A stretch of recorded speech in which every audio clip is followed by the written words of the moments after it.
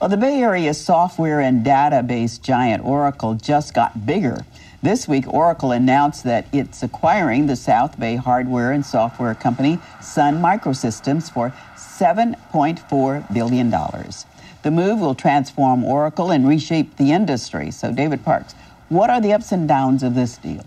The ups are if you are a stockholder of Sun. There was a nice big jump on Monday, 37% jump in stock price. It is up for Oracle because they're going to be acquiring a lot of services and hardware that they didn't have before, and it's questionable what they'll keep and what they won't. And the big down, as you might imagine, a lot of jobs are going to be lost. It's going to be pretty bad. There are 33,000 employees at Sun. That's worldwide. 6,500 are in the Bay Area. Back in November, they were going to do some cost cutting, and they announced that 6,000 worldwide they were going to cut. With Oracle's purchase, and if it all goes through due to shareholder approval and regulatory approval, expect somewhere between 40 to 70% of people losing their jobs. It's going to be pretty bad.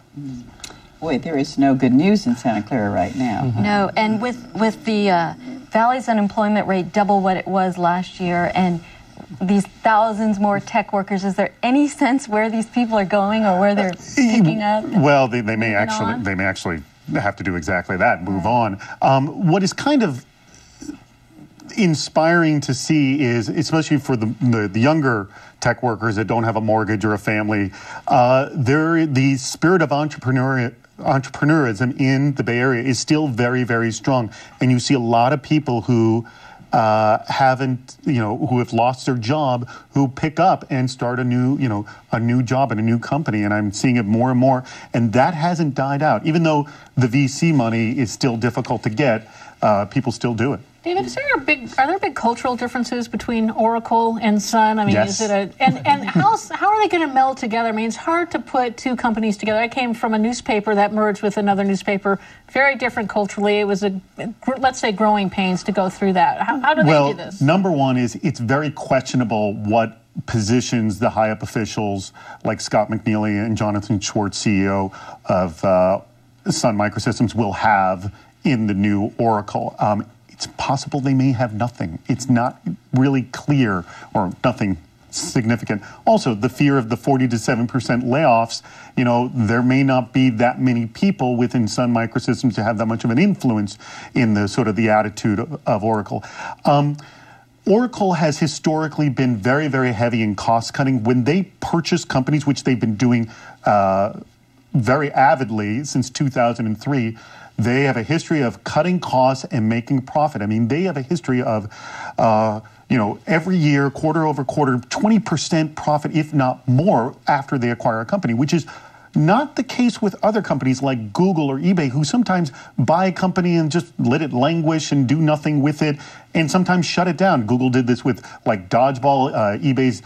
Right now, it's looking that Skype may leave eBay. eBay had bought Skype, and it doesn't know what's going to happen. So you mentioned these competitors. So if I'm working at, say, IBM or Microsoft, should I be worried about this new acquisition that Oracle made? It all depends on what Oracle does. Now, Oracle is a software company, and they have purchased now a hardware company. And what's ironic is back in 2003, when Oracle bought PeopleSoft, they made it very clear it would not be smart. Larry Ellison specifically made it smart. It would not be smart if we became a hardware company. Now, they're becoming a hardware company, but I don't think they're going to keep it, mostly because the margins on the Sun hardware is very low.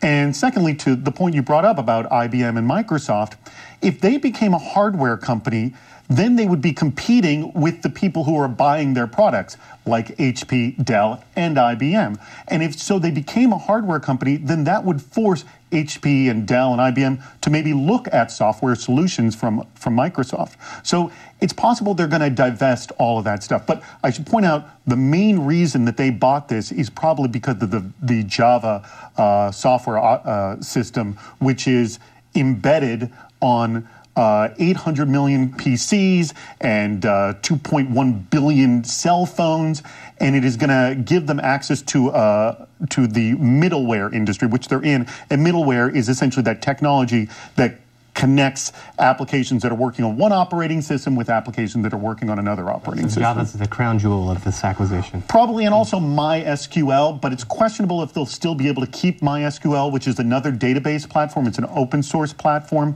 but it doesn't make nearly as much money as, well, Oracle database. So what we're talking about is a story with a happy ending if you happen to be a shareholder. And if you, for Sun, actually. For Sun, but possibly if not, Oracle, too. But if not, you may be looking for a job. You may be into Karen's story and need assistance. Yeah. Thank you so much, David.